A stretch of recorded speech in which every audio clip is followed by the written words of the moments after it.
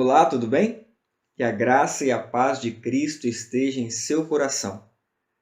Será que os pioneiros adventistas rejeitaram o conceito de trindade ensinado atualmente pela IASE?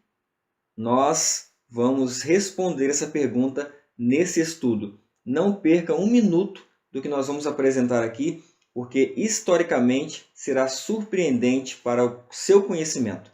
Nós vamos iniciar citando aqui Atos 17, verso 10 e 11, que diz assim: E logo os irmãos enviaram de noite Paulo e Silas a Bereia, e eles, chegando lá, foram à sinagoga dos judeus. Ora, estes foram mais nobres do que os que estavam em Tessalônica, porque de bom grado receberam a palavra, examinando cada dia nas Escrituras se estas coisas eram assim.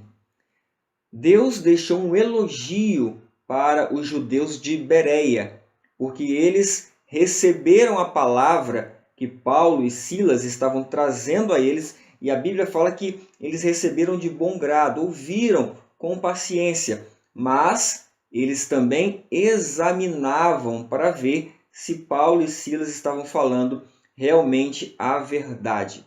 É muito bom que nós possamos ter esses diálogos livres e possamos ter o mesmo espírito dos judeus de Bereia, que ouviram de bom grado, com bom espírito, e por si mesmos foram avaliar, examinar se as coisas eram assim. Ellen White faz um comentário interessante na review. Ela diz o seguinte: Irmãos, precisamos inserir a pá profundamente na mina da verdade.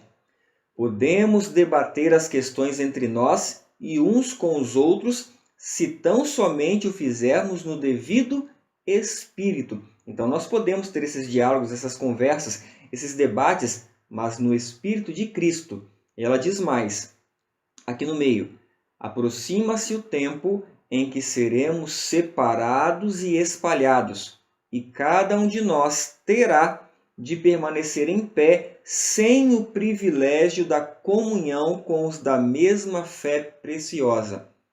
Hoje, 2020, com essa pandemia que está instalada no mundo, é mais simples de nós entendermos que essa profecia está muito próximo de se realizar, de acontecer. Então, nós precisamos, de fato, estudar, nos aprofundar na verdade, para que possamos, por nós mesmos, aprender a defender aquilo que cremos. E ela termina esse texto dizendo assim: O Senhor não permite que o navio seja governado um só momento por pilotos ignorantes.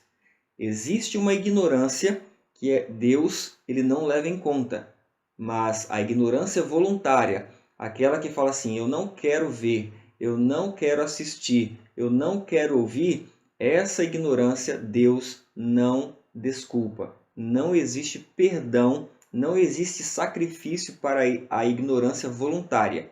Então, eu lhe convido com todo carinho a assistir tudo que nós vamos apresentar para de fato ver se os pioneiros rejeitaram ou não rejeitaram a trindade que atualmente é ensinada na IASD. Existem hoje, basicamente, duas argumentações principais que estão sendo utilizadas para defender a trindade.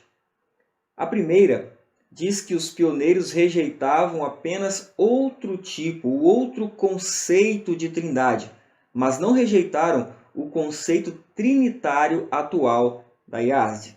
Será que isso é verdade? Nós vamos analisar.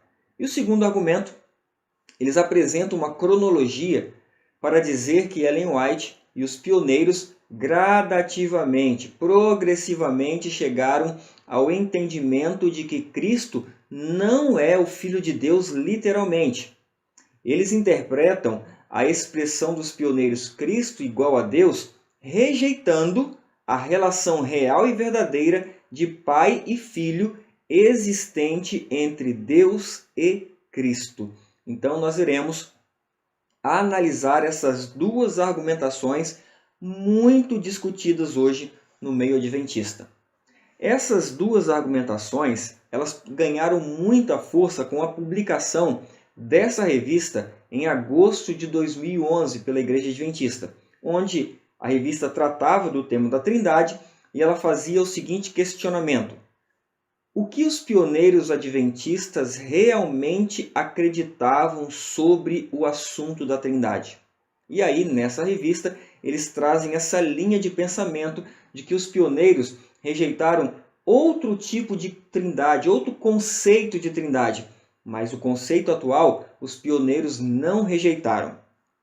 Eu vou mostrar um pequeno vídeo onde você vai ver essa argumentação sendo utilizada pelos pregadores atuais da Igreja Adventista. Então, eles alegam que os pioneiros eram contra a trindade ou a divindade triuna, como a igreja ensina hoje, usando textos de declarações isoladas deles, sem fazer uma profunda avaliação do que realmente eles quiseram dizer. Então, qual trindade que eles estavam sendo contra? Será que é como nós cremos? O primeiro argumento aqui mencionado é que os pioneiros da Igreja Adventista não acreditavam na Trindade, que a igreja era, nos seus primórdios, antitrinitariana. A pergunta que eu te faço agora é a seguinte: é verdade que os pioneiros, em sua maioria, eram antitrinitarianos? Sim, é verdade. Mas espera um pouquinho aí que nós já iremos analisar que tipo de trindade é que eles combatiam, tá bom? Então, quando as pessoas elas começam a dizer assim, a trindade era rejeitada pelos irmãos adventistas que começaram este movimento do advento, os nossos pioneiros eles não criam na trindade. A primeira coisa que nós temos que fazer a pergunta é, que tipo de trindade eles rejeitavam? Ué, pastor, mas tem algum outro tipo de trindade? Não, mas tem uma compreensão equivocada da trindade. Como você pôde comprovar, de fato, essa argumentação está sendo muito utilizada pelos pregadores atualmente para dizer que o conceito de trindade rejeitado pelos pioneiros não é o mesmo de hoje. Grave bem essa argumentação. Qual seria, então, o conceito de trindade que os pioneiros rejeitaram? Veja esse vídeo. Nós temos que lembrar uma coisa. A cristandade da época sofreu uma influência muito forte de ideias oriundas do monarquismo modalista e do sabelianismo do século III. Eram ideias que estavam surgindo na época, conceitos sobre a divindade, que diziam que Deus, o Pai, o Filho e o Espírito Santo eram uma única pessoa e não três pessoas distintas, mas uma única pessoa que ora se manifestava como Pai, ora se manifestava como Filho e ora se manifestava como Espírito Santo. Ou seja, uma única pessoa. Essa era a ideia do sabelianismo. Nós também não acreditamos, assim como Tiago White, que os três são só uma pessoa. Nós acreditamos que o Pai, o Filho e o Espírito Santo são três pessoas distintas. Fica muito claro aqui que Tiago White estava combatendo aquele conceito errôneo de trindade que era predominante em seus dias. Com essas informações citadas, você já pode claramente concluir que a doutrina da trindade combatida pelos pioneiros era completamente diferente da doutrina da trindade que nós cremos hoje como adventistas. Então, perceba que Tiago White está criticando aí o monarquianismo modalístico, que dizia que Jesus é o próprio Pai. E nós não acreditamos nisso. Por que destrói a personalidade? Porque eles diziam que não tinha partes, que não tinha corpo, que não tinha paixões, que um era o outro, ok? Então, vocês estão percebendo como era o tipo de trindade que Tiago White estava rejeitando? E se eu existisse naquela época, se eu tivesse nascido naquela época, eu também rejeitaria este tipo de trindade aí? Como você viu, eles dizem que o conceito trinitariano rejeitado pelos pioneiros adventistas foi aquele conceito modalístico, sabelianístico, onde diz que o Filho é o próprio Pai, ou então diz também que o Pai e o Filho não têm corpo, são intangíveis, ou então aquela argumentação trinitária de que o Pai, o Filho e o Espírito Santo, as três pessoas, é uma mesma pessoa. Então, segundo a teologia hoje, os pioneiros rejeitaram apenas esses tipos de trindade. Nós iremos avaliar nesse estudo se isso é de fato verdade. Agora, nesse próximo vídeo, nós vamos ver que eles usam a argumentação de que os pioneiros cresceram, progrediram no conhecimento em relação à divindade, chegando assim ao conhecimento da Trindade. Eles vão apresentar nesses estudos datas, que nós vamos ver um pouco mais para frente, progressivas, né? Uma cronologia para apresentar a ideia de que os pioneiros gradativamente chegaram ao conhecimento da Trindade. Veja essas argumentações. As verdades foram sendo reveladas e esclarecidas a ela progressivamente. Isso nós podemos observar nos seus escritos. E veja aqui a importância, mais uma vez, de analisar as coisas dentro da sua própria ordem cronológica, dentro do seu contexto histórico. Por isso nós teremos o cuidado de analisar aqui as coisas dentro da sua ordem cronológica, respeitando o contexto de cada citação. Não se permita ser enganado por estas pessoas por aí, que andam inventando essas histórias. Ah, nossa igreja não acreditava, os pioneiros não criam na Trindade. Não. Parte dos pioneiros tinha uma dificuldade com essa doutrina, mas eles cresceram no assunto e eles rejeitavam, como eu já mencionei, uma doutrina equivocada da Trindade, e não a Trindade que nós cremos hoje, que a nossa igreja desenvolveu os estudos aí ao longo dos anos. Como você pôde comprovar, eles realmente estão utilizando essas argumentações e nós vamos agora verificar se essas argumentações são verdadeiras. E a primeira argumentação que nós vamos aqui mostrar é que os pioneiros rejeitavam apenas outro tipo de conceito trinitariano, mas não rejeitavam o conceito trinitário defendido hoje pela IASD. Nós iremos de maneira simples mostrar textos a partir da década de 1890, porque, segundo eles, essa década foi a década da virada em relação ao conhecimento da Trindade. E eles falam que a partir de 1890 a igreja chegou ao conhecimento que hoje a IASD tem relacionado à divindade, ou à divindade triuna, como alguns utilizam hoje. Tá? Então, vamos iniciar por Urias Smith, que era redator da Review de Herald, e ele escreveu em 1890 sobre o Espírito Santo. Veja o que ele escreveu. Mas com respeito ao Espírito, a Bíblia usa expressões que não podem se harmonizar com a ideia que é uma pessoa igual ao Pai e ao Filho. Pronto, não precisamos ler todo o texto. Somente aqui, Urias Smith já deixa claro que ele não concorda com o conceito trinitariano defendido hoje pela Igreja.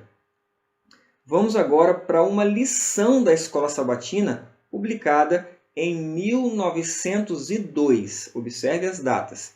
E na lição trazia o seguinte ensinamento sobre o Filho de Deus. A controvérsia entre Cristo e Satanás começou no céu, em um combate face a face. Satanás não estava satisfeito com a posição que ocupava como Lúcifer, ou portador da luz, como o nome significa. Mas ele aceitou a ambição de ser semelhante ao Altíssimo e, portanto, ser a própria luz e a fonte de luz. Visto que a luz é apenas uma manifestação da vida, essa era a exigência de um ser criado, ser um manancial ou fonte de vida, o que somente poderia ser concedido ao Filho gerado, um com o Pai, a verdadeira fonte. Então percebeu que na lição da Escola Sabatina eles disseram a grande verdade bíblica de que Cristo é o Filho gerado do Pai? Será que hoje o conceito trinitariano que a igreja ensina aceitaria esse ensinamento? Claro que não. Mais um texto. Agora, em 1903, Arthur Daniels, presidente da Igreja Adventista do Sétimo Dia naquele ano, ele escreveu: ele, referindo-se a Kellogg, disse que agora crê em Deus o Pai, Deus o Filho e Deus o Espírito Santo. Agora entende que é o Espírito Santo e não o Pai que preenche todo o espaço e todas as coisas vivas. Percebeu a semelhança que Kellogg agora estava tentando ensinar trazer para a Igreja Adventista o ensinamento de Deus o Pai, Deus o Filho e Deus o Espírito Santo. Alguma semelhança com a Trindade de hoje? E Arthur Daniels diz aqui que Kellogg estava entendendo agora que é o Espírito Santo e não o Pai que preenche em todas as coisas vivas. Por que Kellogg está trazendo esse ensinamento? Porque ele começou a entender, a achar que o Espírito de Deus é um ser distinto de Deus. E aí, como é o Espírito Santo, né, que a Bíblia diz, o Consolador, que está aqui conosco, ele simplesmente acredita que é o Deus Espírito Santo que está preenchendo todas as coisas vivas, mas não é mais o Pai em sua onipresença e na manifestação da sua onipotência. E Arthur Daniels ele vai terminar aqui dizendo o seguinte: eu coloquei diante de Kellogg as objeções que encontrei na doutrina, Deus o Pai, Deus o Filho e Deus o Espírito Santo, e tentei mostrar a Kellogg que a doutrina era tão contrária ao Evangelho que eu não enxergava como ela poderia ser revisada pela mudança de poucas expressões. Mais um texto onde um pioneiro, presidente da Igreja Adventista do Sétimo Dia, rejeita o conceito trinitário de hoje. Vamos para mais um? 1904, Butler, que também foi um presidente da Igreja Adventista do Sétimo Dia. Ele escreveu sobre o Espírito o seguinte: Deus habita em nós pelo seu Santo Espírito, como um confortador, como um reprovador, mas como um formador. Quando nós vamos a Ele, nós participamos dele nesse sentido, porque o Espírito vem a partir dele, vem do Pai e do Filho. Não é uma pessoa andando por aqui a pé ou voando como um ser literal, no mesmo sentido que Cristo e o Pai fazem. Pronto, não precisamos falar mais. Butler rejeitou a Trindade ensinada hoje pela IASD. Mais um pioneiro, líder, um dos principais líderes da igreja, que também rejeitou esse conceito trinitariano de hoje. Então nós podemos ver que essa argumentação, de fato, não é verdadeira. Nós vamos agora utilizar 3 textos de Milton Wilcox, que era redator da revista Sinais dos Tempos, e ele respondia perguntas que os leitores enviavam à revista. E nós vamos aqui analisar 3 textos bem interessantes, porque Milton Wilcox ele vai usar a mesma expressão que Ellen White utilizava para o Espírito Santo, terceira pessoa da divindade. E nós vamos ver nesses 3 textos o que ele estava entendendo sobre essa expressão. A pergunta feita a ele foi a seguinte: os adventistas do sétimo dia acreditam que o Espírito Santo é a terceira pessoa na divindade e, portanto, é Deus, como os metodistas acreditam? Ou eles acreditam que o Espírito Santo é apenas uma essência ou atributo em que o corpo principal acredita? Milton Wilcox responde: é impossível para nós definir a crença dos adventistas do sétimo dia em relação ao Espírito de Deus. Ou seja, ele está dizendo que os adventistas do sétimo dia não têm uma crença definida sobre o Espírito de Deus. E aí ele fala: sem dúvida, eles acreditam que o Espírito Santo é a terceira pessoa da divindade. Mas o modo como essa pessoa deve ser entendida é uma pergunta que não podemos responder pelo corpo. Não houve nenhuma crença definitiva e formulada a respeito do Espírito. Em termos gerais, os adventistas do sétimo dia acreditam na Bíblia e no que a Bíblia diz sobre o Espírito de Deus.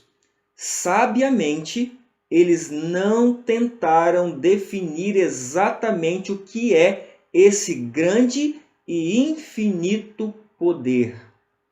A grande ansiedade dos cristãos deve ser possuir a vida-poder de Deus através do Espírito. Muitos trinitarianos eles pegam essa expressão terceira pessoa da divindade e querem dar a interpretação de que os pioneiros passaram a crer que o Espírito Santo é uma pessoa separada do Pai e do Filho, é uma pessoa distinta, individual do Pai e do Filho. Mas será que é isso que os pioneiros ensinavam quando eles se referiam à expressão terceira pessoa da divindade? Eu quero mostrar um vídeo agora a seguir, onde um teólogo, o que ele faz com esse texto aqui de Wilcox? Ele tira algumas partes aqui da pergunta e ele simplesmente pega um trechinho aqui da resposta de Wilcox. Ele pega só esse trechinho aqui, olha. Sem dúvida, eles acreditam que o Espírito Santo é a terceira pessoa da divindade, e o restante ele não coloca. E ele dá a interpretação de que os adventistas, incluindo, claro, Milton Wilcox, defendiam que o Espírito Santo é um ser individual do Pai e do Filho. Acompanhe comigo o que esse teólogo faz. Alguém fez a seguinte pergunta: os adventistas do sétimo dia creem que o Espírito Santo é a terceira pessoa da divindade e, portanto, é Deus? Ou creem que o Espírito Santo é apenas uma essência ou atributo? Olha que pergunta interessante fizeram naquela época. E olha a resposta que foi dada. Lembre-se, Ellen White estava viva em 1907. Creem sem dúvida que o Espírito Santo é a terceira pessoa da divindade. Olha, meus queridos, quem anda dizendo por aí que os nossos pioneiros eram antitrinitarianos, que eles não conheciam essa doutrina, que eles rejeitavam, está completamente equivocado e mentindo para você. Não permita que estas pessoas te enganem, não permita que esses sites de internet enganem você. Como você pode ver, de fato, eles retiram um trechinho de todo o seu contexto, manipulam esse trecho para dizer que os adventistas, os pioneiros, criam, ao usar a expressão terceira pessoa da divindade, que era um ser individual. Mas essa conclusão é uma conclusão equivocada. Vamos ler mais dois textos de Wilcox para ver de fato se era isso que ele acreditava. O texto que nós lemos, que ele cita a terceira pessoa da divindade, é um texto de 1907. O que nós vamos ler agora é um texto de 1910. Ele escreveu: o Espírito, a grande vida de Deus, por meio de Jesus Cristo, tem o poder de tornar pessoalmente presente tanto o Pai e o Filho. Essa expressão tornar pessoalmente presente tanto o Pai e o Filho te lembra o atributo de Deus, onipresença? Vamos ver se de fato é isso que o Wilcox está tentando ensinar? Veja que no final desse texto, o que ele diz: pelo seu Espírito, Deus se torna presente em todo lugar em seu universo. Pelo seu Espírito, ele poderia ter escrito: Deus se torna onipresente em seu universo. É a mesma expressão. Então, nós percebemos que Wilcox não acredita que o Espírito Santo seja uma pessoa separada, mas que seja a onipresença do Pai e do Filho, o meio pelo qual eles se tornam pessoalmente presentes em todo o universo. É o mesmo ensinamento que Ellen White nos traz. No livro Educação, na página 132, Ellen White escreveu: a grandeza de Deus é incompreensível para nós. A grandeza de Deus é incompreensível para nós. O trono de Deus está no céu, mas pelo seu Espírito ele é onipresente. Será que a onipresença de Deus pelo Espírito Santo significa que o Espírito Santo é um ser distinto? É uma pessoa separada do Pai e do Filho? Vamos deixar o próprio Wilcox esclarecer com maior detalhe essa pergunta. Em 1911, ele respondeu uma pergunta também de um leitor, e a pergunta era a seguinte: qual é a diferença entre o Espírito Santo e os espíritos ministradores, os anjos? Ou eles são os mesmos? Ele vai responder: o Espírito Santo é a poderosa energia da divindade, a vida e o poder de Deus fluindo dele para todas as partes do universo. Percebeu a onipotência, a onipresença? E assim estabelecendo uma conexão viva entre seu trono e toda a criação. E para deixar claro, ele vai citar uma expressão da irmã White. Ele diz assim, olha, como é expresso por outro, e aí ele cita um texto da irmã White. O Espírito Santo é o sopro da vida espiritual na alma. A comunicação do Espírito é a transmissão da vida de Cristo. Assim, torna Cristo presente em toda parte. Mais uma vez, ele fala na linguagem clara de onipresença agora de Cristo. E para finalizar aqui o texto, olha só que interessante, para ninguém ter dúvida do que o Wilcox cria e estava ensinando sobre o Espírito Santo. Assim, o Espírito é personificado em Cristo e Deus, mas nunca é revelado como uma pessoa separada. Será que os pioneiros rejeitaram também o conceito trinitariano ensinado hoje pela Yazdi? Com clareza, o Wilcox esclarece que ele nunca acreditou de que o Espírito Santo seja uma pessoa distinta, separada do Pai e do Filho. Mas claramente ele mostra que o Espírito Santo é a forma pelo qual o Pai e o Filho se tornam onipresentes no seu universo e manifestam o seu poder. Vamos agora ler uma declaração no livro do filho da irmã White, James Edson White, de 1914, é essa declaração, em relação a Cristo como Filho de Deus. Leia comigo. Os anjos são seres criados, feitos antes da formação do mundo. Tocando nesse ponto, o apóstolo Paulo diz, porque por ele, Cristo, foram criadas todas as coisas que estão no céu e na terra, visíveis e invisíveis, sejam tronos, domínios ou principados ou poderes, ordens diferentes dos anjos. Todas as coisas foram criadas por ele e para ele. E aí ele cita Colossenses 1,16. A partir de uma leitura de João 1 a 3 e 10, será visto que o mundo, com tudo o que contém, foi criado por Cristo, a palavra, pois todas as coisas foram feitas por ele e sem ele nada do que foi feito se fez. Agora preste atenção. Os anjos, portanto, sendo criados, são necessariamente inferiores a Cristo, seu Criador. Cristo é o único ser gerado do Pai. Mais uma vez, um pioneiro e agora filho da irmã White rejeita o conceito trinitário que a Yazdi ensina hoje, dizendo que Cristo não é gerado do Pai. Cristo não é filho literalmente do Pai. É simplesmente um atributo para o plano da redenção que a Trindade ali dividiu. Um é Pai, você vai ser Filho e você vai ser o Espírito Santo. Eles, quando negam a realidade da relação pai e filho, eles estão dizendo que essas expressões são apenas para o plano da redenção, mas que de fato elas não existem em realidade na Trindade que eles defendem hoje. Bom, vamos ler agora um relatório do ano de 1919. Observe o ano, 1919. Uma conferência bíblica dos adventistas foi realizada nesse ano e o relator escreveu o seguinte: perdi boa parte dessa discussão e não sei se a ideia é que devemos aceitar a chamada doutrina trinitária ou não. Uma pausa.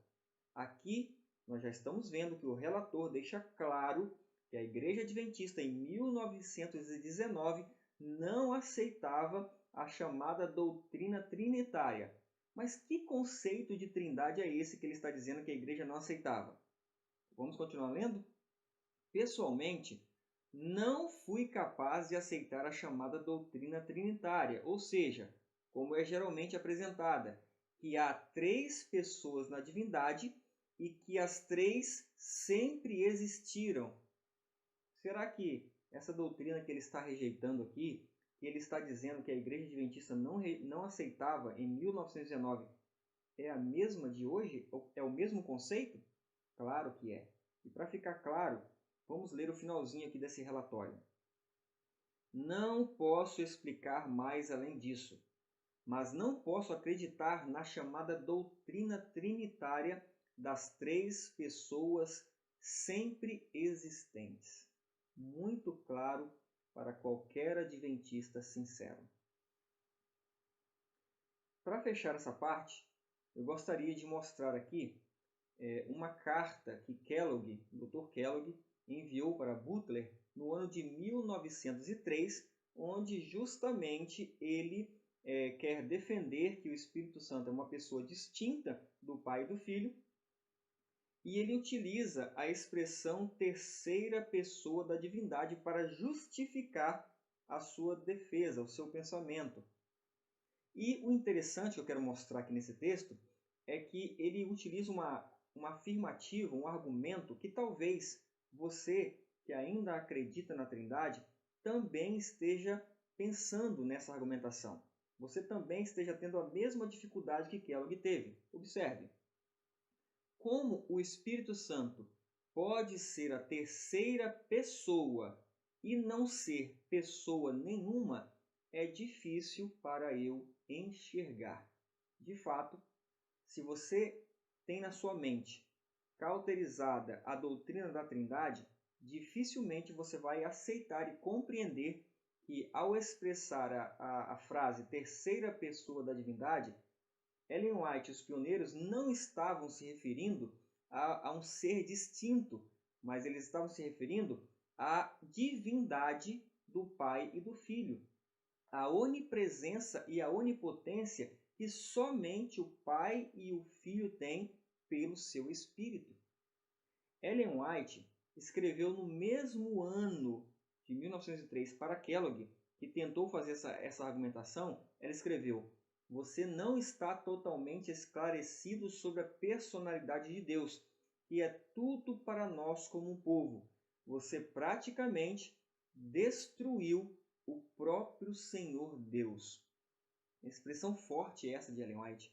Você praticamente destruiu o próprio Senhor Deus. Por que a doutrina trinitária destrói o Senhor Deus? Porque ela tenta individualizar o Espírito de Deus, tirando assim a característica exclusiva que o Pai e o Filho possuem de estar presente em todos os lugares e manifestar o seu poder também em todos os lugares. É o Espírito Santo, essa personalidade que o Pai e o Filho possuem, os únicos que possuem essa personalidade no universo, que faz deles seres criadores, onipotentes e onipresentes. Se você separa isso deles, você está dizendo que eles não são onipresentes e onipotentes, mas é um outro ser que faz esse trabalho. E nós vemos claramente que isso não é verdade. Agora nós vamos passar para a segunda argumentação muito utilizada hoje pelos teólogos adventistas. Eles apresentam uma cronologia para dizer que Ellen White e os pioneiros gradativamente chegaram ao entendimento de que Cristo não é o Filho de Deus literalmente. Eles interpretam a expressão dos pioneiros Cristo igual a Deus, rejeitando a relação real e verdadeira de Pai e Filho existente entre Deus e Cristo. Nós vamos ver agora o Lucas usando justamente dessa argumentação, Cristo igual a Deus, para dizer que Tiago White mudou a posição que ele sempre teve, de ensinar que Cristo é o Filho gerado. Observe esse vídeo. Em 1877, o marido de Ellen White, Tiago White, que nós vimos no primeiro episódio combatendo a Trindade clássica, que continha elementos que não eram bíblicos, escreveu um artigo intitulado Cristo igual a Deus. E nesse artigo ele faz essa importante declaração para a época. Cristo é igual a Deus. Este ultra-unitarismo, que faz Cristo inferior ao Pai, é ainda pior do que a doutrina da Trindade clássica. Ou seja, ele considerava a Trindade clássica, que dizia que Deus era sem corpo, partes ou paixões, como uma doutrina errada, e realmente é errada. Mas no seu conceito, Tornar Cristo inferior ao Pai, como o movimento antitrinitariano de hoje faz, e como alguns pioneiros faziam, era pior que a distorção do conceito da Trindade que existia em seus dias. Você percebe aqui que o pensamento dele mudou? Você percebe aqui que o pensamento dele mudou? Como você pôde perceber, ele justamente apresentou um artigo, um pedaço de um artigo de Tiago White, onde ele defende a igualdade do Pai e do Filho, e ele acredita, ele interpreta essa frase de Tiago White como sendo que Tiago White mudou de posição, mudou o pensamento em relação à hierarquia real de Pai e Filho existente entre Cristo e Deus. Será isso verdade? O texto que ele apresentou, o artigo que ele apresentou, foi de 1877. Nós vamos ler agora um artigo dele de 1881, onde ele fala também da igualdade do Pai e do Filho. E vejamos o que ele escreve. Em sua exaltação, antes de se humilhar na obra de redimir pecadores perdidos, Cristo considerou que não era usurpação ou roubo ser igual a Deus, porque na obra da criação e na instituição da lei para governar as inteligências criadas, ele era igual ao Pai. O Pai era maior que o Filho, porque ele era o primeiro. Observou? O Filho era igual ao Pai, porque ele havia recebido todas as coisas do Pai. Muito claro. O Lucas, infelizmente, está interpretando mais uma vez mal os nossos pioneiros. Vamos ver agora que ele vai tentar fazer a mesma coisa com Wagner. Observe esse vídeo. Já em 1888, na famosa Conferência de Minneapolis, Wagner e Jones, dois jovens pastores, defenderam com vigor a divindade de Cristo e a sua igualdade com Deus. Sobre as pregações de Wagner nessa ocasião, Ellen White disse o seguinte: a plenitude da divindade em Cristo Jesus foi-nos mostrada com beleza e encanto. É nítido que o estudo profundo da Bíblia estava operando uma transformação, um aprofundamento no pensamento adventista sobre a Trindade. Percebeu?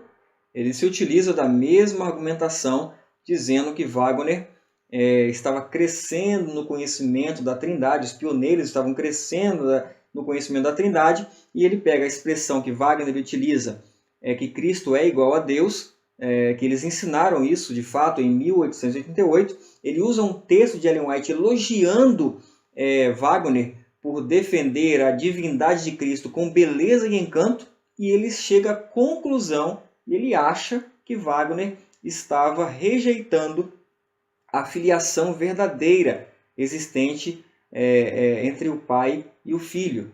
Será que isso é verdade? Vamos ver o próprio Wagner responder ao Lucas, representando aí a liderança, a teologia da Igreja Adventista de hoje. Olha o que ele escreve. Ao argumentar a perfeita igualdade do Pai e do Filho, e o fato de que Cristo tem a mesma natureza de Deus, não é nosso objetivo ser entendidos como ensinando que o Pai não existia antes do Filho. Não deveria ser necessário guardar esse argumento para que alguns não pensem que o Filho existiu tão prontamente como o Pai. No entanto, alguns chegam a esse extremo, como nós vimos aí no vídeo, que nada acrescenta à dignidade de Cristo, mas diminui a honra que lhe é devida, pois muitos jogam fora toda a verdade, antes, senão, aceitam uma teoria tão obviamente fora de harmonia com a linguagem das Escrituras, que Jesus é o unigênito Filho de Deus. Ele foi gerado, não criado. E aqui eu dou uma pausa para fazer um comentário, porque hoje a teologia, eles gostam de dizer que nós ensinamos que Cristo é criado. Eles aproveitam da ignorância do povo que não sabe a diferença entre criado e gerado, e eles dizem que nós ensinamos que Cristo é criado. Isso não é verdade. Cristo é gerado do Pai, não criado. E aí Wagner explica isso. Ele é da substância do Pai, de modo que, em sua própria natureza, ele é Deus. Cristo é Deus na sua própria natureza, porque ele é da mesma substância do Pai. Isto é que é defender a divindade de Cristo com beleza e encanto que Ellen White disse que Wagner estava fazendo. Não é no contexto hoje que a IASE ensina, tenta ensinar, de que a igualdade de Cristo anula a filiação verdadeira existente do Pai e do Filho. Essa relação verdadeira não pode ser quebrada, porque senão você quebra, de fato, a divindade de Cristo. E é nesse contexto que Wagner está defendendo com beleza e encanto a divindade de nosso Senhor Jesus Cristo. E ele continua: e desde que é assim, foi do agrado do Pai que nele toda a plenitude habitasse. Eu gostaria que você gravasse esse texto aqui de Colossenses 1,19, que Wagner está citando justamente após defender a verdadeira filiação de Cristo, que Cristo é gerado, que ele é da mesma substância do Pai, que ele em sua própria natureza é Deus. Eu gostaria que você gravasse que ele está citando Colossenses 1,19, porque mais para frente você vai ler um texto da irmã White fazendo a mesma coisa. E aqui ele termina dizendo o seguinte: ou como afirma o apóstolo em Colossenses 2,9, porque nele habita corporalmente toda a plenitude da divindade. Aí ele diz: embora ambos sejam da mesma natureza, o Pai é o primeiro no tempo. Percebeu a mesma linguagem de Tiago White? Embora ambos sejam da mesma natureza, o Pai é o primeiro no tempo. Ele também é maior porque não teve um começo, enquanto a personalidade de Cristo teve um começo. Muito claro, eu não preciso nem fazer mais nenhum comentário sobre a fala do Lucas, tentando defender que Wagner chegou a uma compreensão da divindade de Cristo semelhante ao que os trinitarianos defendem hoje. Isso também não é verdade. Agora nós iremos colocar um vídeo onde eles defendem uma cronologia dizendo que os pioneiros, e especialmente agora Ellen White, chegou à compreensão de que Cristo era igual a Deus, defendendo o mesmo conceito que a Trindade hoje ensina, de igualdade. Ou seja, não existe relação de pai e filho real. Cristo não é um filho gerado. É isso que ele quer dizer quando ele diz que Ellen White chegou a essa compreensão de que Cristo é igual a Deus, é o eterno Filho de Deus. Veja o vídeo. Em 1850, ela diz que Cristo e o Pai são seres pessoais com forma tangível. Em 1869, ela diz que Cristo é igual a Deus. Em 1872, ela já afirma na Review de dezembro que Cristo não foi criado. Até que em 1878, ela já diz que ele era o eterno Filho, na Review de agosto desse ano. Em 1887, ela diz que Cristo pré-existia com o Pai desde toda a eternidade. E em 1888, ela fala sobre a plena divindade de Cristo. Depois de entender a personalidade do Pai e do Filho, em 1869, ela declara pela primeira vez que Cristo era igual a Deus e não inferior a Ele. Olha só, este Salvador era o resplendor da glória de seu Pai e a expressa imagem de sua pessoa. Possuía majestade divina, perfeição e excelência. Era igual a Deus. Ela compreendeu que Cristo não era um ser nem inferior e nem superior ao Pai. Era igual a Deus. Mas 9 anos se passaram. Em 1878, ela fez a primeira declaração sobre a eternidade de Cristo. Esse entendimento de eternidade cresceria no decorrer dos anos. Ela disse o seguinte: a indignidade e fraqueza e ineficiência dos seus próprios esforços, em contraste com as do eterno Filho de Deus, irá torná-los humildes, desconfiados de si mesmo e vai levá-los a confiar em Cristo para a força e eficiência em seu trabalho. Ele não é um ser criado ou gerado, ele é o eterno Filho de Deus, é isso que ela disse. Como você pôde perceber, ele apresenta aí uma cronologia e ele diz que em 1869 Ellen White teve a compreensão de que Cristo é igual a Deus. E em 1878, Ellen White diz a expressão eterno Filho de Deus e ele interpreta que Ellen White estava rejeitando o ensinamento de que Cristo é o Filho gerado do Pai. Será isso verdade? Se isso fosse verdade, a lógica é que posteriormente a essa data, Ellen White não escreveria que Cristo é o Filho gerado de Deus. Mas será que Ellen White nunca mais escreveu isso? Vamos ver? Em 1895, o que ela escreveu na revista Sinais dos Tempos?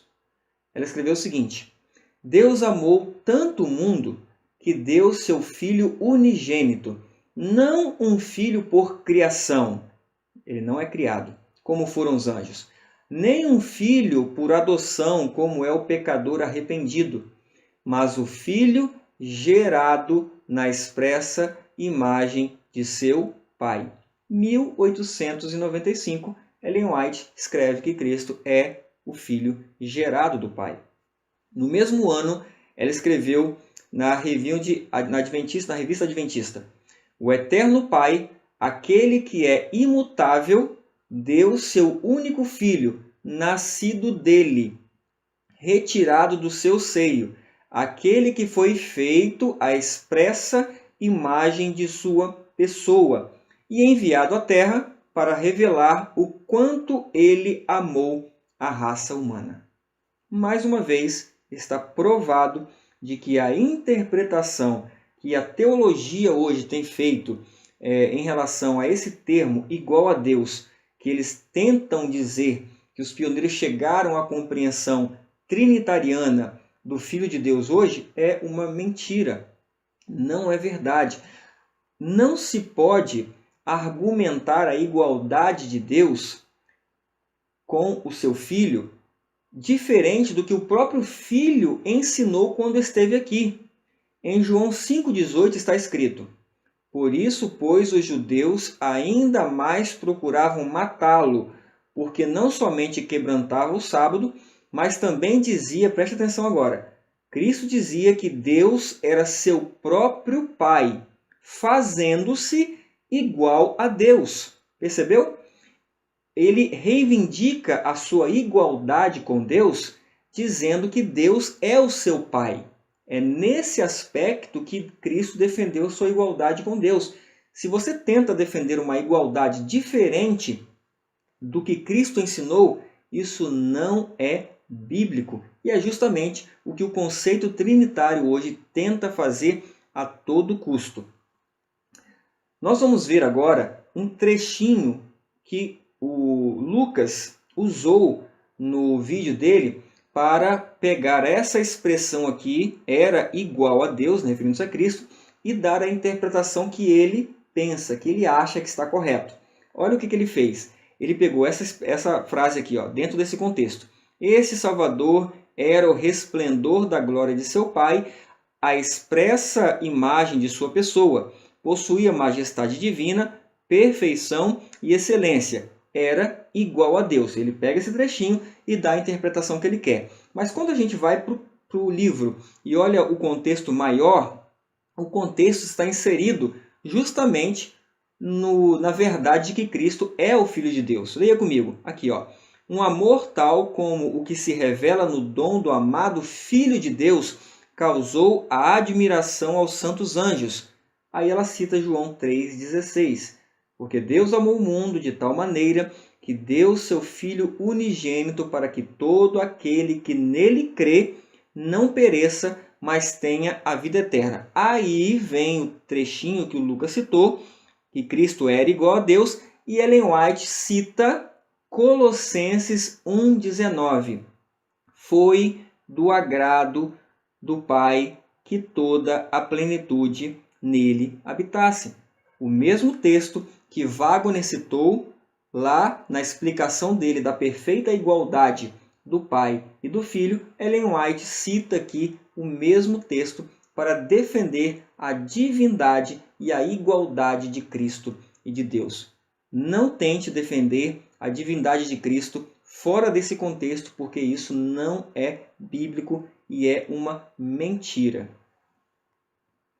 Ellen White, em 1904, ela vai escrever: Deus é o Pai de Cristo. Observe o contexto que ela vai dizer que Cristo é igual ao Pai. Ela fala: Deus é o Pai de Cristo.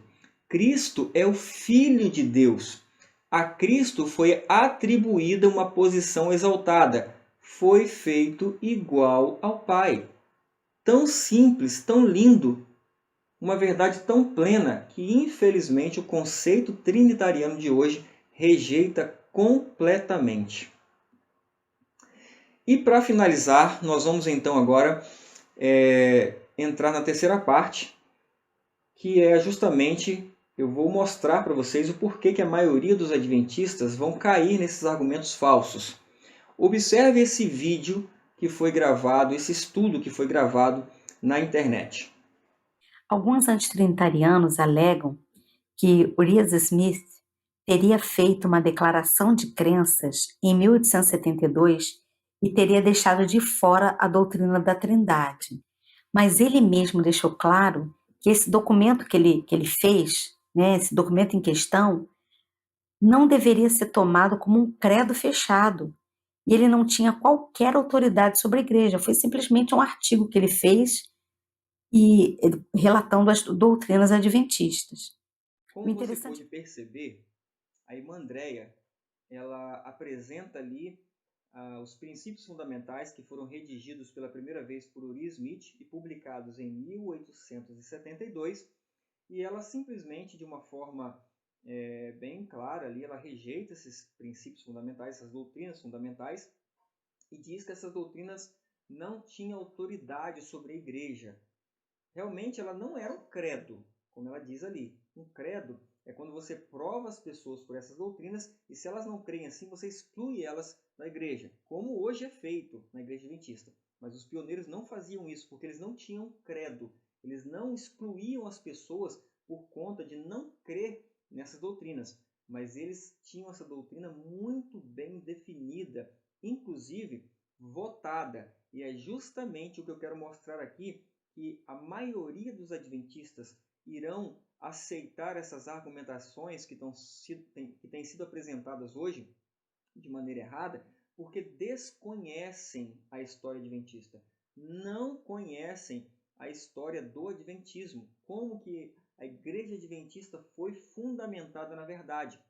Por exemplo, eles não sabem que em 15 de abril de 1894, os pioneiros adventistas votaram oficialmente em conferência geral aqueles princípios fundamentais que a irmã Andréia disse que não tem autoridade sobre a igreja. 1.521 delegados adventistas votaram em Battle Creek essas doutrinas como oficiais da igreja adventista do sétimo dia. E por que eles fizeram isso em 1894? Porque no ano anterior, em 1893, surgiu um grupo de pessoas dizendo que a igreja adventista era a Babilônia. Ellen White, nessa ocasião, vai emitir vários artigos dizendo que a igreja adventista não é Babilônia, porque na época a igreja adventista não tinha nenhuma doutrina falsa. Todas as doutrinas adventistas pioneiras, votadas em conferência geral, eram verdadeiras e continuam sendo verdadeiras. Por isso que eles se reúnem no ano seguinte para fazer essa votação com 1.521 delegados em Battle Creek e confirmam aquelas doutrinas que Urias Smith tinha redigido em 1872. Essas doutrinas, esses princípios fundamentais, como os adventistas chamavam, tá aqui, ó, princípios fundamentais dos adventistas do sétimo dia, eles foram publicados nos yearbooks da igreja durante 10 anos. Está aqui os anos e está aqui as páginas para você conferir. A maioria do nosso povo hoje não sabe dessa história, não conhece. Por isso que, infelizmente, a maioria vai acreditar na teologia de hoje. Desconhecem a nossa história. O meu povo perece por falta de conhecimento. Ellen White, sobre esses princípios, que infelizmente a nossa querida irmã Andréia disse que eles não têm autoridade sobre a igreja, a irmã White escreveu justamente ao contrário. Ela escreveu: Ele, Deus, nos concita a nos segurarmos firmemente com a mão da fé aos princípios fundamentais que estão baseados sobre inquestionável autoridade. Eu vou repetir. Os princípios fundamentais estão baseados em inquestionável autoridade. E ela escreve mais. Satanás apresenta de início cautelosamente as suas teorias, e se nota que seus esforços obtiveram êxito, introduz teorias ainda mais enganosas, procurando desviar homens e mulheres de quê? Dos princípios fundamentais que Deus deseja constituam a salvaguarda do seu povo.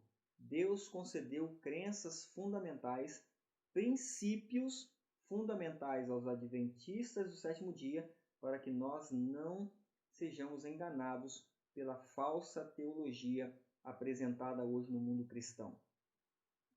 É interessante o porquê que a teologia de hoje está tentando dar essa nova interpretação aos ensinos dos pioneiros.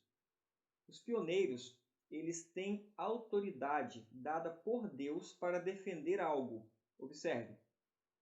Quando o homem vier mover um alfinete do nosso fundamento, o qual Deus estabeleceu pelo seu Santo Espírito, deixem os homens de idade que foram os pioneiros no nosso trabalho falar abertamente. E os que estiverem mortos, falem também, reimprimindo seus artigos das nossas revistas. Juntemos os raios da divina luz que Deus tem dado e como ele guiou seu povo, passo a passo no caminho da verdade. Esta verdade permanecerá pelo teste do tempo e da experiência. Os líderes adventistas atuais, eles têm tentado trazer esses falsos ensinamentos dos pioneiros, dizendo que eles só rejeitaram um outro tipo de trindade, mas não rejeitaram a trindade atual.